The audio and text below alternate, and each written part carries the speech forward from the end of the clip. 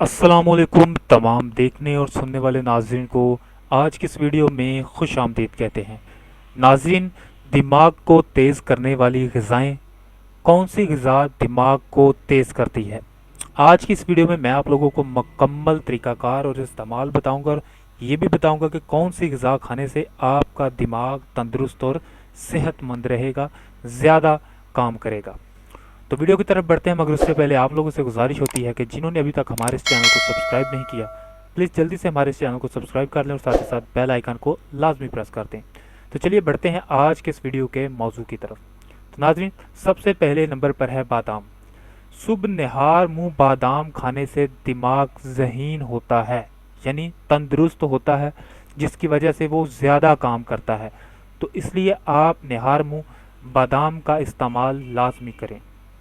इसके बाद दूसरे नंबर पर है फ़िश। मछली का ज़्यादा इस्तेमाल करने से भी दिमाग सेहतमंद और ज़हीन होता है।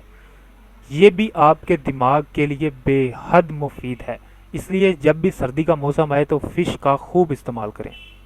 इसके बाद तीसरे नंबर पर चीज़ है अखरोट।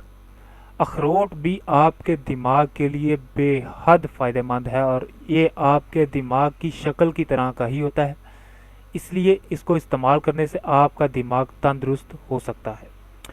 इसके बाद चौथे नंबर पर है जैतून। जैतून का तेल इस्तेमाल करने से दिमाग तंदुरुस्त होता है, ज़हीन होता है, ज़्यादा काम करता है। आपने अक्सर जैतून का इस्तेमाल खानों में किया होगा, क्योंकि इसका ऑयल भी खानों में इस्तेमाल होता है। तो नाज़रीन, आज की ये वीडियो यहीं तक थी।